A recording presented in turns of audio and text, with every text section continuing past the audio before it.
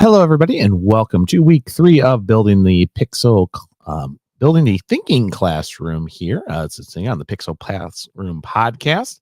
I am, of course, your host, Ryan Reed here. I hope, and thank you for those who have joined me and have been listening on the audio version here of me as I build the thinking classroom in my curriculum and everything. So this is week 3. I've actually found out going through a couple things else. We're going to do 5 weeks. So basically get through the end of the month. So the week 4 will be more of a piece here too, which will be a lot of the of the thinking classroom. And then week 5 is going forward with it after really establishing between all classes, different practices from assessment to full use of the curriculum. So I've definitely decided to do it in 5 weeks, which makes sense. I mean, I could be doing it weekly, but I've also tucked other ones. And once they've really got the ball rolling, it's kind of checking back here.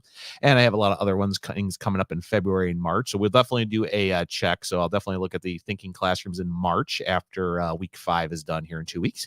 And then we'll kind of go in that when then we do our year review in May when my semester ends. But those who are joining me today, thank you for joining me on the Pixel Classroom podcast here in the deep freeze, as I like to call it. I'm actually sitting here in my, people who can see me in the video one here. I'm wearing my nice warm fleece wool top here. I'm in the office here. It's kind of cold because right now it's, according to my Apple Watch, it's only about 20 degrees outside. We just got through a blizzard. We got still have a warning for the next couple of hours. Once I get done with this, I'm going to head out and shovel the driveway a little bit here too. But let's get into what we are talking about today, which is, of course, week 3 of the thinking classroom model here. Of course, 14 practices. And we're going to talk about number 10 through 13, believe it or not, 10 through 13, because that's going to talk about how do you consolidate the lessons, how students take notes in the thinking classroom, what do we choose to evaluate the thinking classroom, and also how to use those formative assessments here too. I'm actually going to only get up to 12. 13, we'll talk a little bit about this next week in week 4.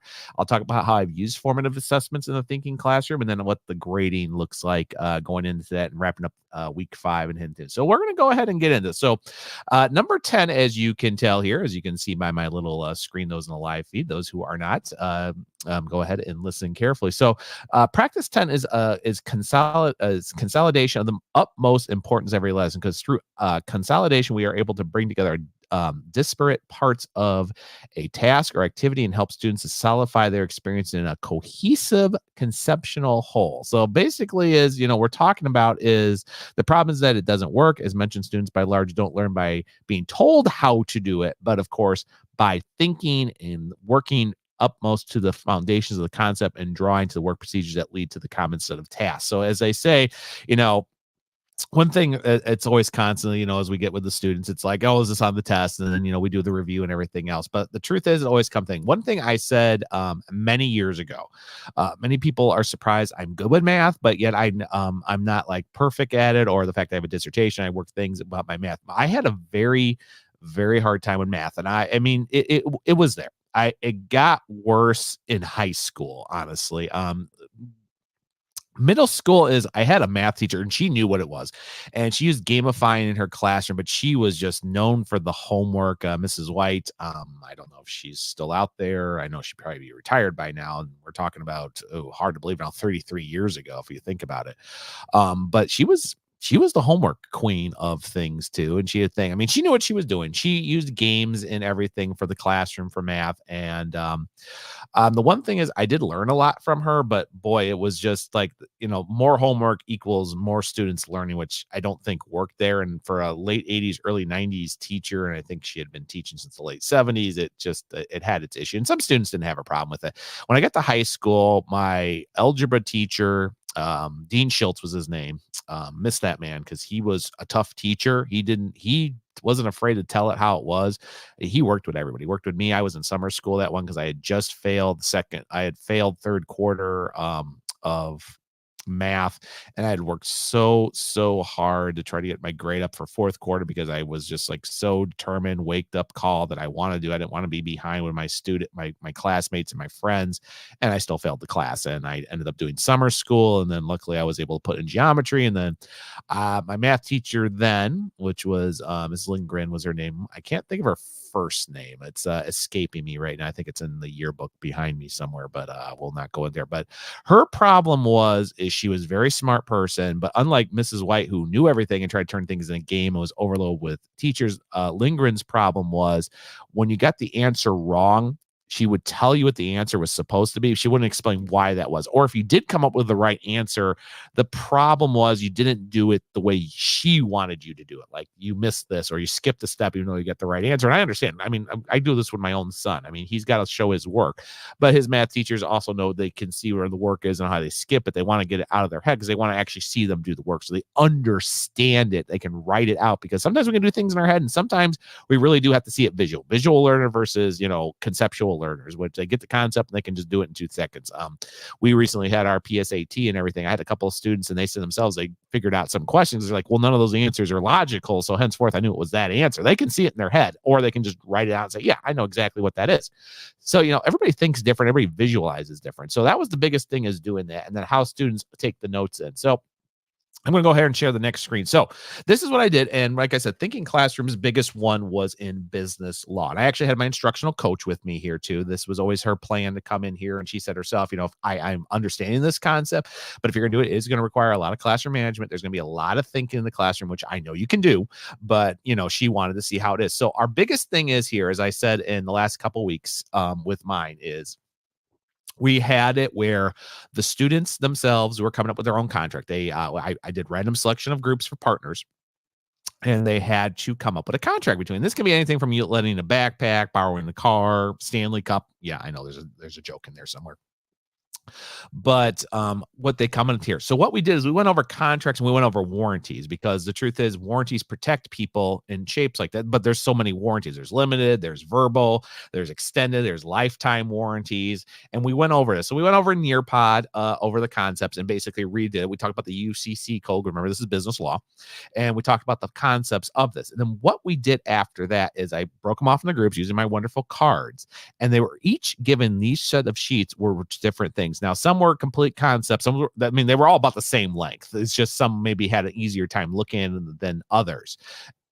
But they did over the different types of warranties. And what I did is I broke this down. Biggest thing I've been using hugely with the classroom that I found out works very good is using the Edu protocols model. And it works good. And I use the Iron Chef in this as I had used the thin slides and I had to do the part, and I'm doing something with 8 parts of speech, which I'll talk about next week in the part here of how that's working for 2 other classes of mine. But that was a big thing, was how to get these over. And if you remember, the question is, how do they take notes? And I think that's a good question because even in my classroom and even other classroom, note taking is much differently in every single classroom, whether they're taking, if they're doing something like a science class, on my previous district, we used Spark Notes. So they would have that notes engine.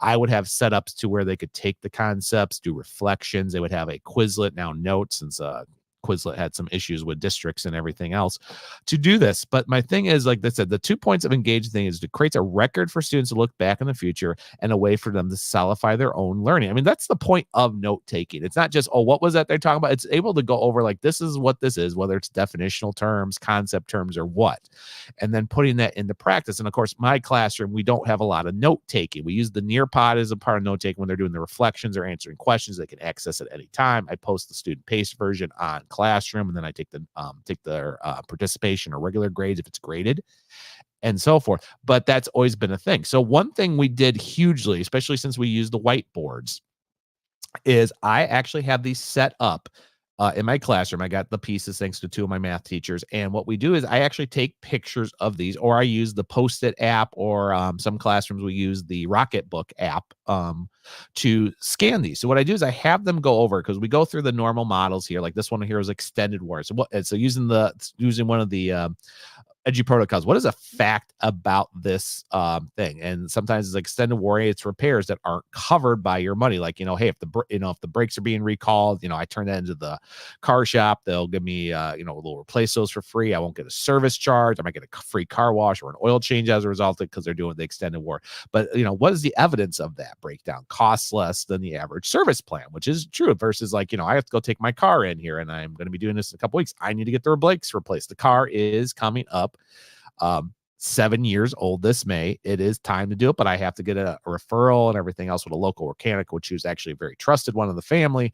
But I got to see, because maybe I don't need just brake pads. Maybe my rotors need to be replaced. So they got to look at what is that? What does it cover? Because I don't have that kind of warranty under the current car payment of that too. It would recover if like a line breaks or something happens that's under the warranty or the manufacturer's extended warranty.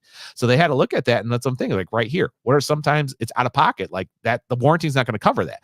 Or manufacturer will replace the item if it costs for free. But that's the thing. Let's say somebody is borrowing a car and all of a sudden, it says there's an error line in the service fee. Well, the extended warranty under the person of their contract says, hey, that's not the person that's borrowing my car's fault. That's the car's fault. So the extended warranty helps me bring that. So we take these different notes and we break those down. Like right here, this is express warranty. Must be replaced by right away, which means like, hey, if something breaks, it breaks.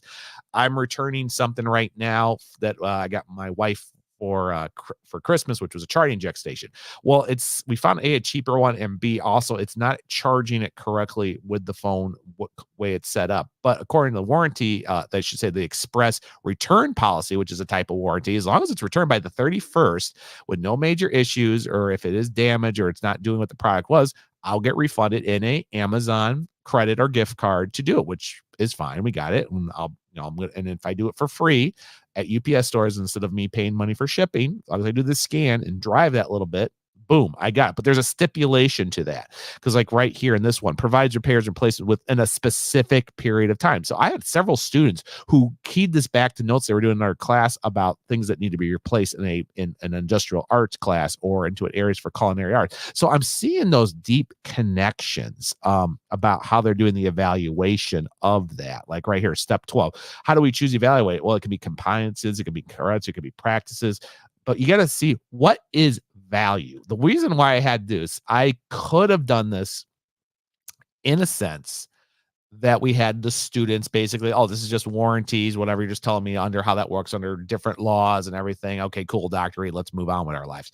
No. I had to actually show what with this, because I had 2 students who actually had this happen, had a situation where their warranty was covered. They didn't know about it. Their parents did it, and they were able to keep that piece of the pie. So henceforth, this was something they extremely moved into that.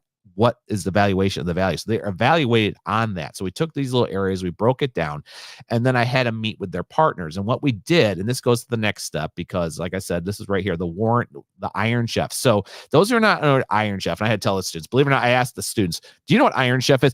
Everybody gave me a blank stare. Like they have never heard of Iron Chef.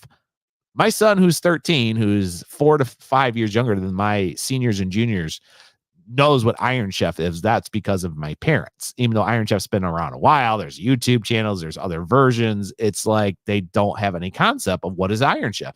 So I told them, and I use this little model here, as you can see right here. So I had to change this to, I used the basic Iron Chef of the piece on this and took the template from, Edgy Protocols. And this is all, things stamped here. And by the way, I am a part of Edgy Protocols. I don't belong to the Edgy Protocols Plus fan. I'm hoping to.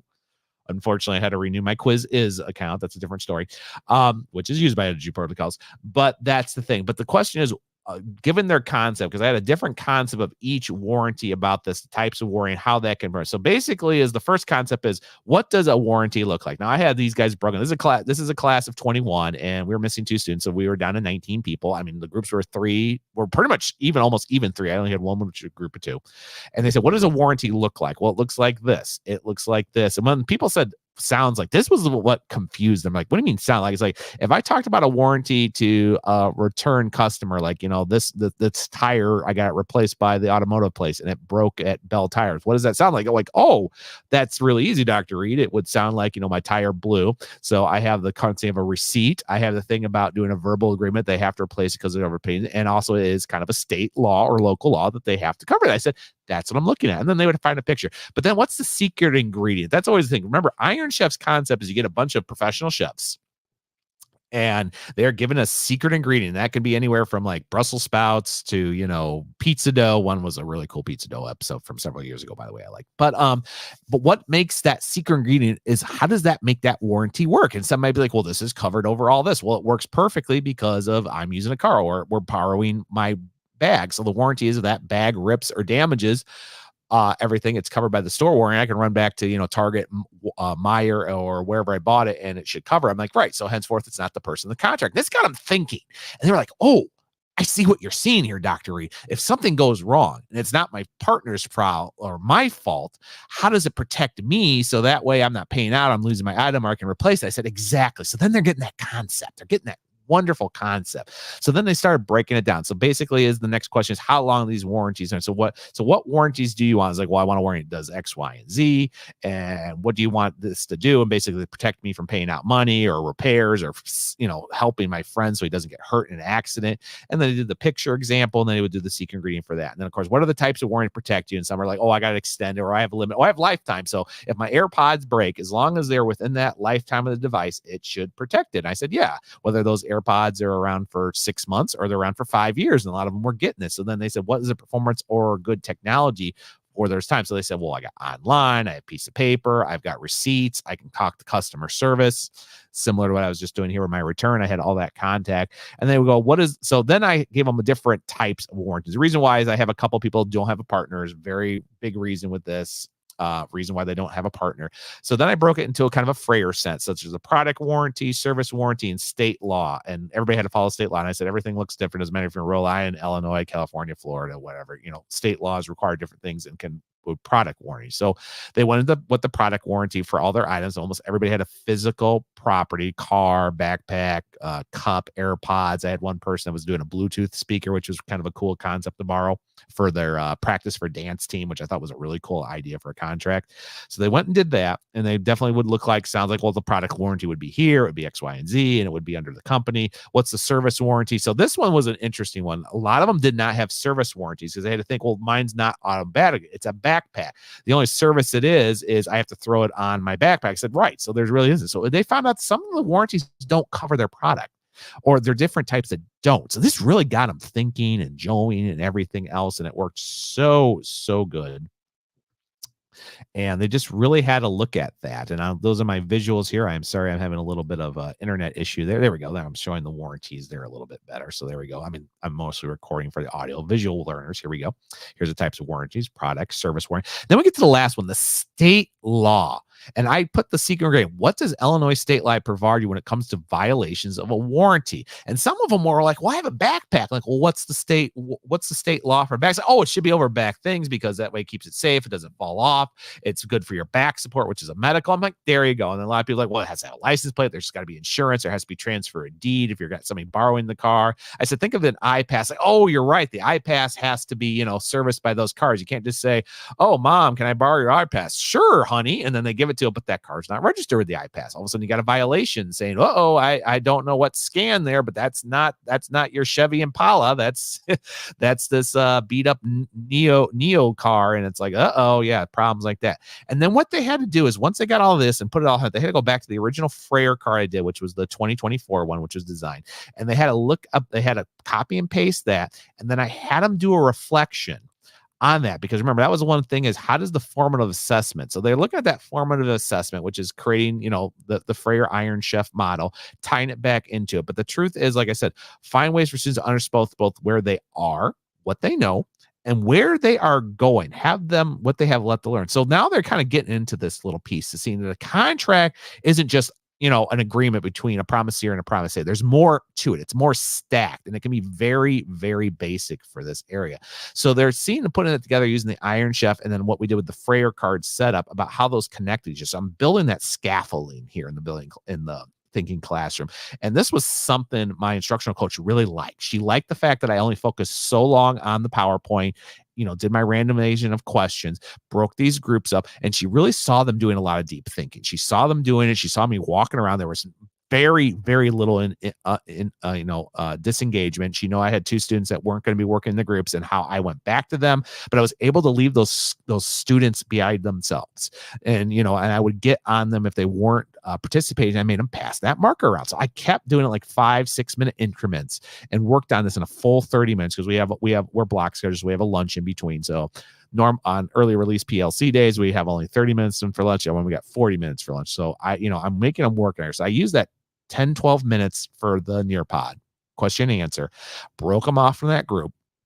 And then for those next I should say more like 25 minutes, we went through this. And I would answer questions with other questions. I said, well, how does that work? Or I have this item. How does that work with that type of warranty? And it got them thinking. Or somebody in the group is like, oh, I see where you're going, Dr. Reed. It's asking this. And they would talk to their group. And I had a lot of groups that were having good, deep discussion. I had a couple groups where, they had the leader or like, hey, you do the work. And I would come back on them and I would have them, pass the mark around, like, now talk to them. And then he would say, oh, yeah, this also includes this. I said, exactly. And they'll go back to the paper they had. And I told each one of the groups to take one Chromebook with them to look up things they didn't understand about their warranty. So they really did look at that formative. They did their Google search. That's based off something they've known for a couple of years, stuff with thing. And it really, really built into that area. And then we put together the Iron Chef warranty, and it worked really, really good. So it's really just kind of getting that together. It's getting them into these practices and everything. And believe it or not, I have a couple of the students now who are saying, yeah, this is kind of how Dr. Reed works. It works like this teacher's room a little bit, which is a math teacher, and one which is a science room. So they're starting to get into that thing that it's not going to be just, oh yeah, we do this, we do a GIM kit, a pre-assessment, we talk about this, Dr. Reed talks to us, and then we just go do our assignment and he walks and answers questions. They see I'm getting out of that.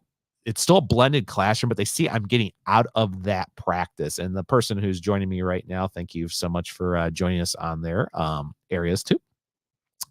But they are seeing how that practice is working, that they're really getting into that thought process, that learning of the thinking class, which is what you want to. Because remember, that one little practice is, what's the original part back in World War I, is like, what types of tasks is a thinking classroom? We're giving them thinking tasks. So having these little areas do it. We've talked about the review. They talked about the commercial. I had a couple slides where we went back and reviewed it, like the UCC laws, as well as what the point of the contracts were. And it really got them thinking. And it worked great for this part of that too, was the fact that they were really getting into that thought process. So they're really seeing this. And I've broken this down too. We've only done, sadly, one practice in one of my other in each of my other classes this coming week, because we had a snow day on Tuesday because the weather was really bad. I mean, yesterday was Institute Day. We did everything online because the weather was really bad out there. I mean, we had whiteout blizzard conditions, and it's pretty cold today. I mean, right now, if you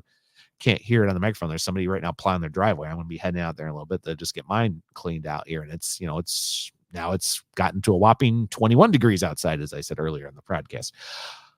But it's really getting them into that norm of the practices. And now the trick is I've kind of gotten an establishment of what I'm expecting for expectations. I've had the students sign their contracts themselves for behavioral and phone policies, as well as other pieces here, and how it stipulates and how it works with their partner. Because like I said, I have a couple students gone. I'm going to have 2 students gone next week too. So we're really got to fill those holes. And then since I lost that one Tuesday because of the winter weather, I rewrote this lesson 3 times. It was always going to be designed like this. I rewrote it 3 times to make up for A, the loss of our one classroom day, B, because I didn't want to get too far behind in things here. So I basically merged 2 classes into one. And then on the night before, I found out one other person was gone. So then I had to go back and redo my paper notes for the thinking activity with the whiteboard. So I did that at 9:00, and then I had it all good to go. And by 11:00, I was happy. And I was very happy. And also, like I said, my instructional coach was coming here. I wanted to really show her I'm working on that practice. It's not perfect. Trust me, this is no shape or practice. They always say that it takes 3 to 6 months of any type of practice in any type of field, whether you're in medical, construction, teaching, everything, to really get a practice down. I mean, it's like right here. I had Adam Peterson on my podcast just a couple days ago. Go check that out. I love Adam. But he loved my setup. But I'm saying I'm getting better at this. I'm not perfect to where it should be from budget to setup here. Like right now, I got one person watching me. Thank you for that person that's watching me right now. But it's one of those little areas too on how that works. So it's like I'm doing the practice. It takes work. So the next step, and we'll talk about this with in the next episode, which of course is 14. How do we grade the thinking class? Right now, I'm doing participation. I have the evidence, and I've been walking around. But how do we grade this? That's where we're going into week 4 here, because I'll be doing 2 more 4 classes with the practice starting next week because of our loss of days and just getting the kids into this. And this is freshman to junior level grades I'm going to work on. So what we're going to be doing in week 4 is how this works into grading and evaluation. So a little bit of step 13 into step 14 for my thinking classroom model. So we're going to talk about here my business essentials. We just went over collar jobs. Like I said, we lost that day, so I did a couple things different. We used the Freire model from Edu Protocols. I know John Capero is like jumping up and joy. He loves how I use Edu Protocols. But we're going to go talking into where their exercises, I'm going to break them off into groups. They're going to have an envelope, and I got it just like this in the visual. You can see here's my little envelope. Here's the class written on the bottom. This also goes to my digital literacy class. And they're going to have the 8 parts of speech where they have to break down a collared job. I'll give them the model. They'll draw it all on their whiteboards in their groups, and they're going to open these envelopes, and everything's different. You got somebody who's an IRS agent. You have somebody who is a carpenter. You have one person that's a park ranger. One's a firefighter, and they got to break down in those 8 parts of speech what makes that job work. What are the KSOs? Knowledge, skill, association. What's an element of the job? Like, well, that person must lift 50 pounds. That person must have had this many years of practice. That person must have a college education. So they're going to break that all down and then match the collar jobs and where they think. Like, if that's a white collar job, let's say it's office, but in the one say it's like, well, they have to do X, Y, and Z here. That's technically gold collar job. They're running the practice or something like that. So they're going to have to break that all down. And then when it's all done, we'll do our notes and everything, pop that on my Google Classroom folder like we do. They're going to go into the 8 parts of speech in a Google Drawing protocol, and they have to pick a career they're hoping to. And I have a lot of things. I had kids make business cards. So there's that scaffolding too of what they want. I had people want to be vets, want to be nurse practitioners. They want to be veterinarians, chiropractors, physical therapy. I had one person that wants to do, it actually does have a family business, and they're hoping to run it and be the kind of vice president with that job or thing. So they're going to have to take that position and break that down. What collar jobs to put it, what is there, and put it into here, and they're going to turn that all in. And that's going to actually work pretty good going forward, because when they do the unit tests, we did our Freire cards with a vocab turn. This is going to do the different KSO and elements too. So then they will have that for their study guide when we get to the unit 1. And then we're going to move on to our unions and certifications and stuff before we start moving on to other parts of the job creation, such as, ethics and so forth, which leads us to a lot of area. So we're building that. And then over my digital lit class, which is required, the students are going to have a video. And this has been set up for a couple of things. We use Commons Edge Education. We're going to go ahead and have an essential, not an essential question, but a list of questions. There's always an essential question. That's part of the reflection in our exit ticket. So that's a different story. But then they're going to get into their groups, and they're going to be a set of questions, and they're going to have to answer that questions based on that video. Like, it's like, okay, what are 3 of the things they talk about? Where does the privacy go here? What does that cover for X, Y, and Z? And then I'm going to give them the main vocab terms, and they're going to break those terms down for what they saw in the video. And that'll take us a good, 15, 20 minutes. So it's pretty good. Most of the videos are 3 to 7 minutes, or they're horrible, but, not horrible, I should say, lengthwise. And we know attention spans these days. So they'll do that, and they're going to get in that thinking process. And after that's done, they're going to break up into partners. They get to choose their partner. The first time they don't get to choose the groups, but they get to choose their partner. So that way I do a little bit of slow release. And then they got to answer the set of questions based on the facts that are in these Google Docs, on some other videos, as well as some scenarios. And they'll answer those questions. They'll put it together. We'll have our little reflection for one class. It's right after lunch. And then the other one, it's in the middle of the day of the class. And then they'll go ahead and do the GimKit review. And then we'll do the exit ticket for that. And then any last 8 minutes of class I leave for homework time, so that way if they are behind in something, they have time to get it done if they don't have time to work on a thing. And then that's how that's going to work into that. So that's where we're going here into that.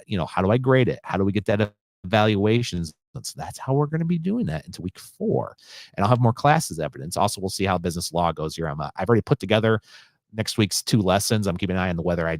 It's going to be cold, but I'm not too worried. But I want to get that set up so that way when all my students, knock on wood, are back in which should be the week of the 24th, when we go into the 5th week of this building classrooms and how this is all looking, how we're going to get into that practice is I should have a little bit more consistency in how that works. I have another class, and I'm going to talk about how that breaks down in week 4 with them for my web design class. So that's what we're going. So this week was all everything else. And as you can see, I have my link right here for my donors choose. If you would like to do that, we are building it here. We're 220 away. It's good until May 1st. So if this doesn't get funded before the school year is over, hey, it will get us ready for will get us ready for the fall semester, and I can use the donors choose for little pieces to get everything done for the Thinking Classroom set up. So please think about subscribing to that. I have another one that is over in 5 days for our Cricut. I just got that open. I'll be talking about an upcoming episode with the Cricut about as we build a design space. So we have a lot of that. So I want to thank everybody who's been with us the last 3 weeks here for the Pixel Classroom podcast. I'm building the Thinking Classrooms. If you have any questions, be sure to feel me or check me out on my different social medias. So definitely work on that too. And everybody else, thank you for joining us today on the Pixel Classroom podcast. And I hope to see you later.